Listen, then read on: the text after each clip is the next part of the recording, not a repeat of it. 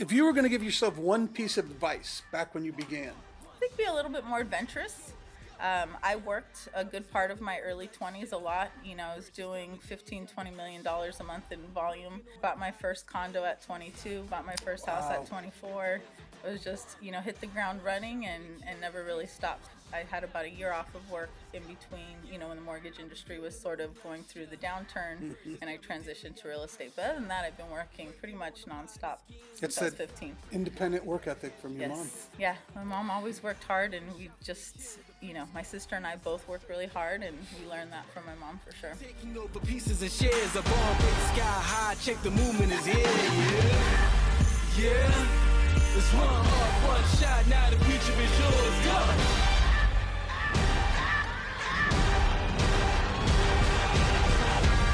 I'm turning dreams Hi, into- welcome back to the Compass Studio. Today, as my guest, I have Alice Greliak. I'm really excited to talk to Alice. We get to talk every month, every week, actually. Yes. So I'm excited to do. I know you're excited to do this. Yes, I am. Very excited to be part of this. Good. Not nervous at all. Sure. The camera shows. I'll do my best. Let's start with something easy. So, Okay. where did you grow up? I grew up in San Diego here. I'm almost a native. Can't quite call myself a native. I was born in Buffalo, New York. My Wow. mom made it through one winter in Buffalo and was like, "Where are the palm trees?" and came cross country. So we drove cross country, landed in San Diego, and have been here since 1980. So, knowing you, I'm guessing that already is where you get some of your self-drive. Mom was like, Yes. "Nope, we're done." Yep. My mom was my motivator. My mom is, she was a realtor as well, some second generation realtor. And I think I took a lot of my cues from her and Wow. just who I am. And I feel myself turning more and more into her as I get older. Were you helping her when you were young? Yes. You were learning the Yeah, business I knew, already? I knew what tumbled marble and travertine and all that stuff was at a ridiculously young age. We used to go, to see beautiful homes like in Del Mar and La Jolla and Laguna Niguel. Even before she was a realtor, my grandfather actually did custom metal artwork. And my mom used to sell it, so she would get the business, and my grandfather would create the art.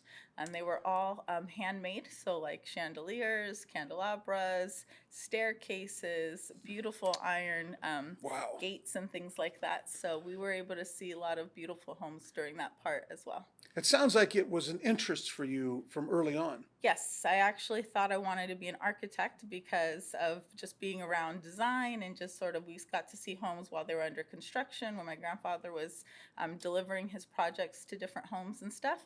And so I thought I was going to be an architect, didn't quite nail that on the head, but real estate's sort of close. You went to school for it, though. I thought I did, so I went You to thought you Mission. did? I thought I wanted to go to school to be an architect, Oh. but luckily I did it in high school when I figured out that drafting and that sort of technical part of architecture was not necessarily my wheelhouse. So I figured out early that I liked homes and design, but not quite So, architecture. was it an actual first career for you? For real estate Yeah. or Real estate. Real estate, no. So I sort of came into real estate. I was fortunate when I graduated University of San Diego. I went to job interviews on campus, and I had been working at Circuit City while I was in college to help sort of pay for college. And I figured out that I was pretty good at sales. I did cell phone sales, so that was sort of my real first sales job, and it was at a company, Circuit City. Some people still might know what Circuit City is. Sure. But they sort of taught us the old school way of building rapport with clients, knowing our product, asking the right questions. That was sort of my first segue into sort of sales. That's good training. Yeah, really, really good training, and it paid for my living expenses and everything. I was pretty much working 30 hours a week while I was in college, so it was Wow. just short of a full-time job while going to school.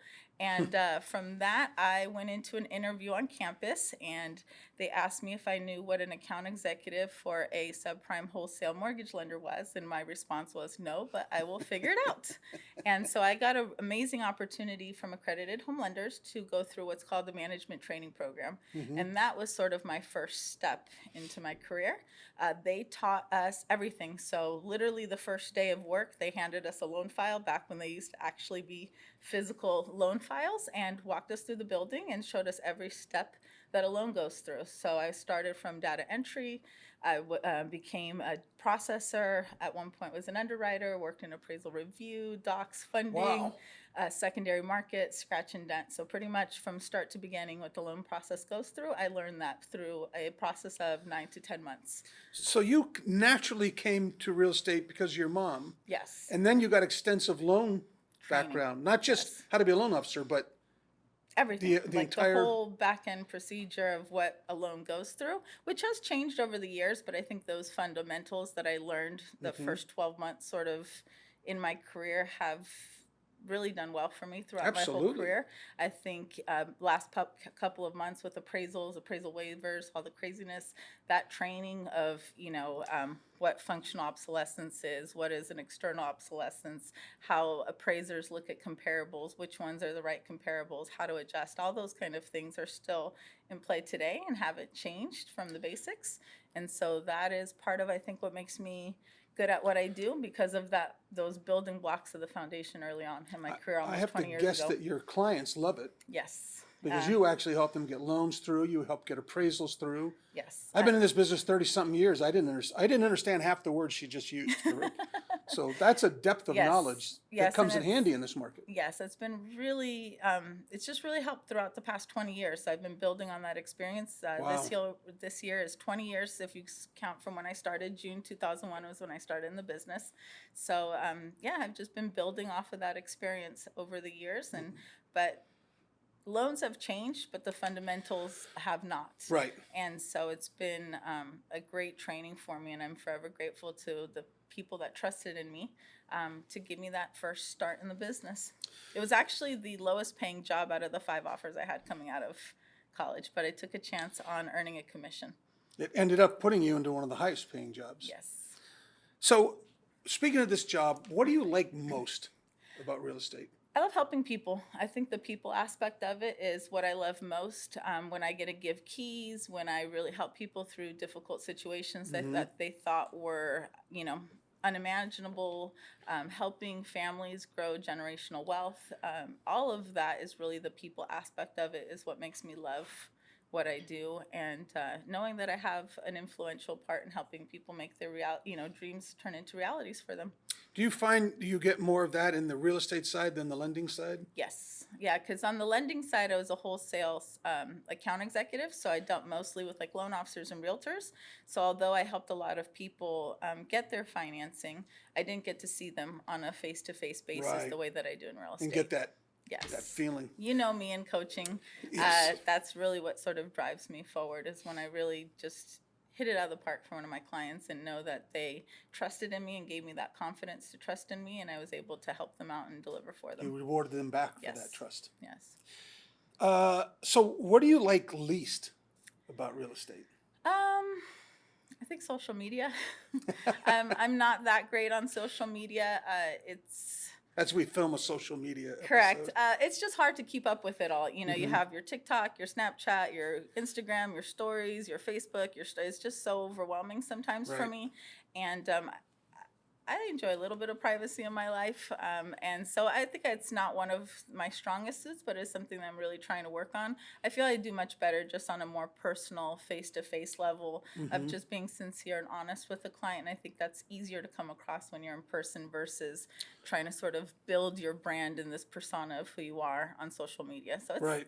It's the harder part for me. And I'll vouch for you are you. Yeah. The clients get the real you. Yes. Which ends up benefiting them every single time. Yes, but for me, it's just that's the harder segment of real estate for me. It's just sort of being out there and being in the public so much. Okay. If you were going to give yourself one piece of advice back when you began, given everything you know now after 20 years, what would you have told that person? I think be a little bit more adventurous. I worked a good part of my early 20s a lot. I was doing $15-20 million a month in volume at the age of 23, 24 years old. And I think I forgot to have fun a little bit along the way in my early 20s. So I think if I would have just taken a little bit more time to take a few more vacations and really learn that work-life balance a little bit better early on. And so putting that high on your list of things to balance, and learn how to balance it early on would have been some good advice, because I feel like I worked through my early 20s when a lot of other people were having Right. fun. What's funny about that, and it's who you are. If I ask that question to 10 realtors, 8 of them would say the opposite. I should have gotten a little more serious early on. I should have paid attention about. I was as serious were the as I opposite. came. Yeah, I bought my first condo at 22, bought my first house Wow. at 24. It was just, hit the ground running and never really stopped. So I've been working since I was about 15 years old. And I think the only break I've really had in that work history is I took some time off my senior year in college before I started the workforce. And I had about a year off of work in between, when the mortgage industry was sort of going through the downturn, and I transitioned to real estate. But other than that, I've been working pretty much nonstop since It's I was that 15. independent work ethic from your mom. Yeah, my mom always worked hard, and we just, my sister and I both work really hard, and we learned that from my mom for sure. Okay, so you've accomplished a lot. I mean, even more than I thought just talking right now. What are you most proud of? I think I'm most proud of that my parents can look at me and be happy that they, I think a parent's biggest goal is to make sure your child comes out self-sufficient, can take care of themselves. And I think I give my parents that peace of mind that I've been able to sort of take care of myself and give them the peace of mind that I'm good, and they don't have to worry about me. My dad's able to travel and know that, he has that freedom to do so without having to worry about his daughters. Your parents' pride Yes. is what you're most proud of. I'm really proud of that. That's pretty cool. I think for them, they were, first generation here. They put on a lot of sacrifice to be able to come to the United States for that American dream, and for them to be able to, for them to achieve the American dream, and then see that their children were able to. They're first generation from where? Poland. From Poland. Yes. So my parents came over as refugees. Were they married at the time? Yes. My mom was wow. pregnant when she got here, so I could have almost been born in Italy, but by like 2 months we made it. I was born here in the United States. That's pretty adventurous. I think about that a lot, to think if my parents didn't have the courage to sort of take away that, that safety blanket of what they knew, Right. And just sort of embark on a whole new journey. I mean, they To came a brand halfway. new place. And then even when they got here, continued to, move across the country to give us the best opportunity that they tried for us. And so You should get them on this show. if you could track my dad down, he's always traveling somewhere in the world. All right, so lighten it up. Tell me one of the craziest or funniest things you've experienced in real estate. I think one of the craziest is I took possession of a foreclosed property several years ago, and we saw some bees coming in a vent, and so we're like, that's sort of weird. And I thought maybe there would have been like a little beginning of a hive right underneath sort of the siding of the home. And so I, had to do some research, called out, Humane Bee Removal Company, and they start opening up the siding of the house and they can't find the bees. And they have to keep looking and looking and looking. And they finally find a full-on beehive that had established in the ceiling of the dining area. And these people had been living in this home. And the people that removed the hive said that hive must have been there for like 4 to 5 years based on the extensiveness of the beehive. And I just had never seen anything like that. And actually the formation of the beehive, it's almost like artwork. It was just amazing. But like, I mean, I had walked in and out of that house so many times and not heard like bees, but to think that bees can be living in your ceiling and Right. you have no idea is a little scary. They never but sat down at dinner and thought, what is that buzzing noise? yeah, you had a full-on hive. It was at least like 2 or 3, rows deep. I mean, it was probably like a span of 4 feet by like 12 feet of beehive. I mean, it Wow. wasn't small. It was a full-on bee colony that was living inside the ceiling of the roof. Okay. That was probably one of the ones where I was like, just jaw dropped as soon as they walked me in Absolutely. there and showed me the pictures. Yeah. Never seen that. Nope. That's a crazy story. How about, have you had a client that touched your heart or impacted the way you do your business? There's so many. I mean, I think all of my clients, I think, shape who I am as a person. I think every real estate transaction, you learn something different. That's the beautiful thing about real estate, is that you're always learning, and you're always learning different different situations from different people. So I don't think it's any one of them. I've helped so many people over the years. It's a collection of them all and how they reflect on who I am.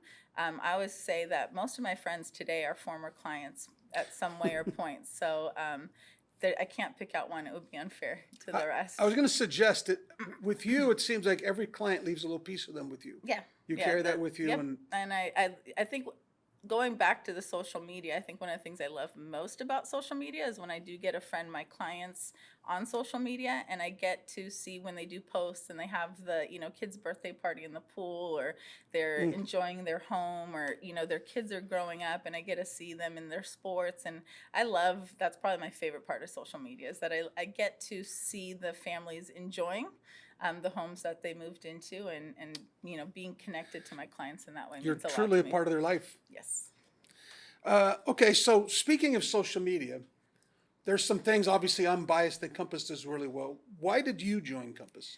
I wasn't even looking at Compass. It was a long recruiting process for me. I had just switched from Carrington, which was a company I'd been at for 8 years. They got sold out to Windermere, and I'd only been at Windermere about 18 months. So it was not even on my horizon to be looking for a company. But thanks to Adam and his persistence, it piqued my interest. I thought they were doing something different, and the more and more I looked into it, I think one of the things that I love about Compass first is, with all these tech companies, the move is to, get rid of agents in the transaction, or minimize the role of the agent in the transaction, thinking that, artificial intelligence and algorithms will sort of replace agents in the future. And I think Compass was the one company where their whole purpose is the agent in the role of the transaction, Right. and not using technology to replace us, but to make us more efficient in what we do and how we serve our clients. And I truly believe that. I think it'll be 2 years next month that I've been with Compass. Right. And that's what it's done for me, is it's allowed me to use technology to work more efficiently and better for my clients. And so it's held on its promise, but it is really the only one of the big tech companies that I see that are focused on the agent, that you don't get rid of the agent, because agents know Right, the they don't emotional want to part of it. replace, they want to enhance. And that was really what sort of at the core of my decision, is what made me move And over 2 to years Compass. in, It's everything that I wanted it to be. it is, no regrets. Yeah, no regrets. They're enhancing your ability to, Yes, just in the Compass platform, just with all the technology, and even if it's not perfect today, doesn't mean it won't be tomorrow. And I love the constant evolution of the workflow and how things are enhancing, and how quickly Compass is moving to roll those products out. Right. I could see how some agents get intimidated by all the technology and different things that are offered. But I think if you just take it in little bite-sized pieces and sort of tackle each of the things to learn, then you can really use it in your business. I've told several agents, probably about 90 to 95% of my business workflow goes through the Compass homepage at some form.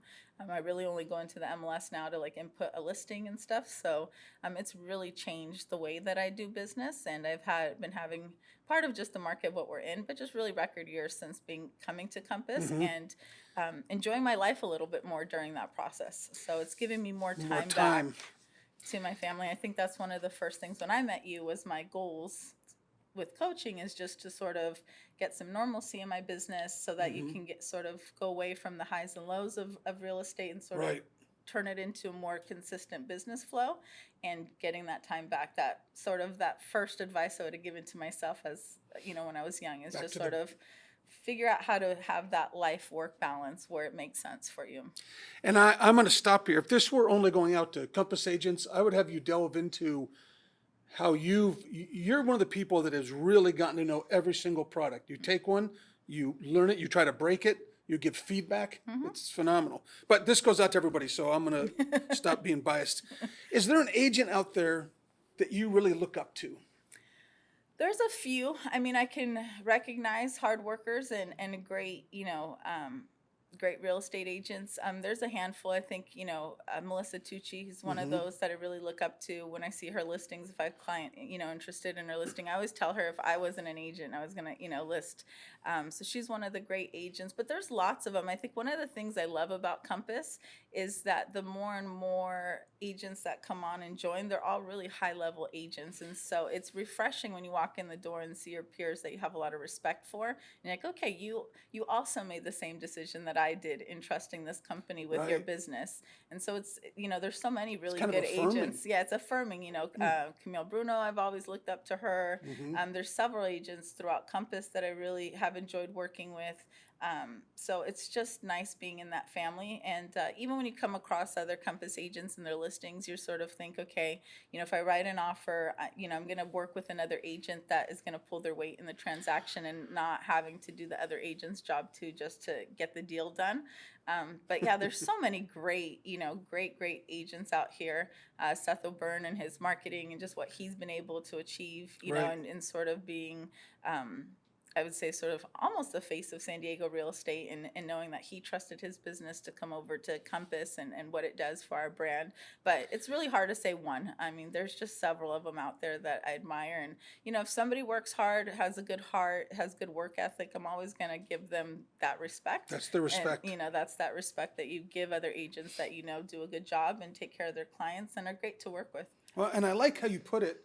Where you choose to work, you're trusting them with your business. That's really how it is. Yeah. And there's a lot of good companies out there. Yeah. We're not only saying one, but that's what you're really looking at. Can I trust them with my business? Yes, and the growth. And so, because we all invest in our business. The other thing with Compass, too, that I really like is instead of investing in a bunch of different third-party platforms, it's all sort of in one place. So I'm not having, every time I get a solicitor call, because agents, we get probably, 5, 10 a day. So I always tell them if I bought everything that everybody called me for, I wouldn't have any money to pay my mortgage.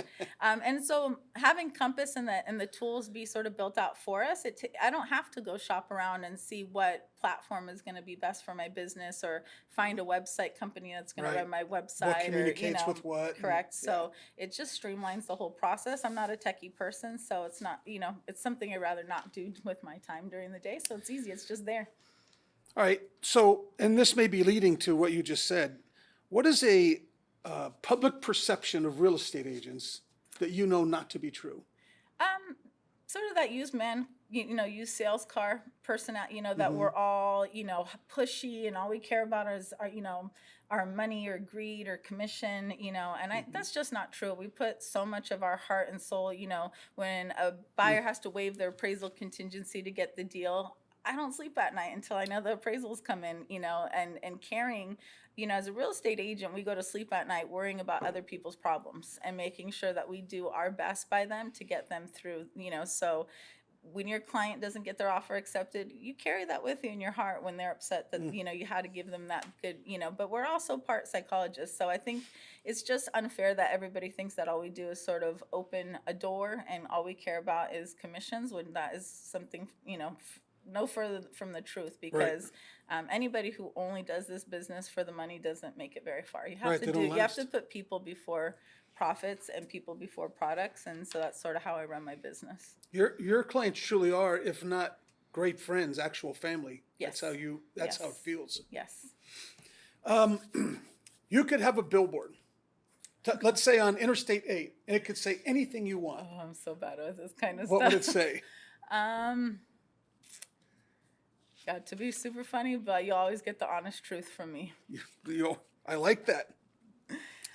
It's something that you work with me too, where I sometimes I get overprotective over my clients and sort of impose my own thoughts on, just wanting to protect them and help them make the best decision. So it's not just, here's the house, here's the offer. It's really trying to figure out, what their lifestyle is. What are they looking for in a lifestyle out of the home, or how is selling the home or moving up to the next house going to impact their life, and what are they trying to accomplish by doing that step, and really sort of getting down to the core of, because it does, right? Your home is your foundation to your framework of your life. It dictates, do you get in the car and go to work, or do you work from home? Do you get in the car and go to the grocery store? Do you do you live in Ramona, so you go to Costco and you stock up twice a week week and you got an extra fridge, you know, or I had one client whose one requirement was he wanted to be walking distance from a grocery store. So we found him a place that when he walked out from his door, you can actually see the grocery store sign. I'm like, did I hit it? Did we get it on the nail for you? But really just the personal aspect of it, because it is, you know, as much as it's business, there's emotions involved. It's a people business. Definitely. Yeah. It is a lot more than a house. A lot more than a house. All right. If you could have dinner with any 3 people, living or dead, who would you have dinner with? Oh, that's such a really tough one. I think it would be RPG, Ruth Bader Ginsburg. One of my dreams before architecture was I thought I wanted to be a Supreme, when you're young, that I want to be a Supreme Court justice. And I think I really appreciate and loved her role in what her fight was and her story was in history. And I would love to sort of pick her brain and what made her the strong woman that she was. She took a lot of determination to get to where she was. Yes. And I think it would be interesting to have dinner with Ruth her. Bader Ginsburg. And Yes. really smart. Yeah, just super smart. Just somebody I've always admired for, she paved the road in a boy's world, and I admire her for that. So I don't even need 3 people. Yeah, Just give me her and yeah. I okay. would be happy with that. Yes. Okay. I bring this up in coaching. The most powerful words in the world are any words that follow I am. So I want you to complete that sentence. I am a great friend to have. Great friend to have. Okay, much in keeping with my stealing this completely from inside the actor's studio, I'm going to ask you the 10 questions now. You ready? Yes. What is your favorite word? Awesome. What is your least favorite word? Ugly. What sound or noise do you love? Sounds of the waves crashing. Sounds of the waves crashing. What sound or noise do you hate? Squeaky noises out of cars, like brakes and stuff. If you could have one superpower, what would it be and why?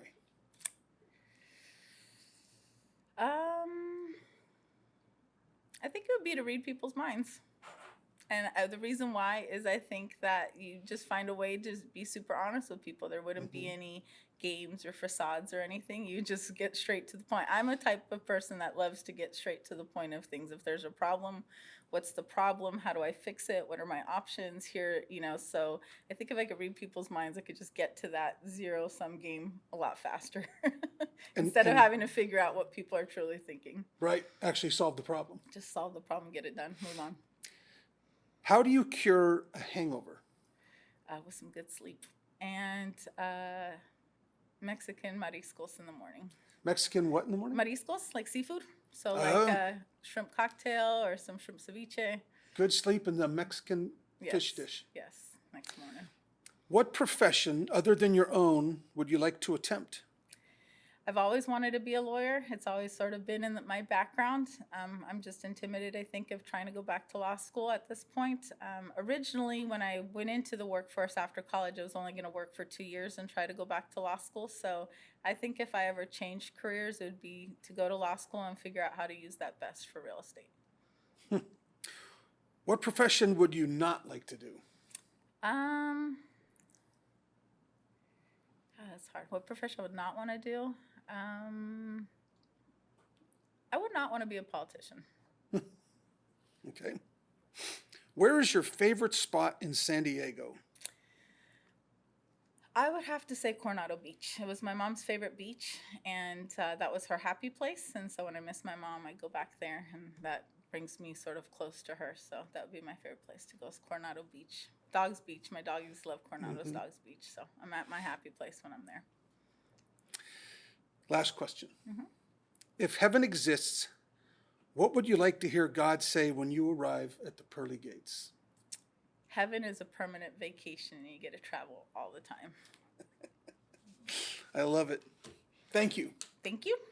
Ladies and gentlemen, Alice Greliak. Thank you for having me.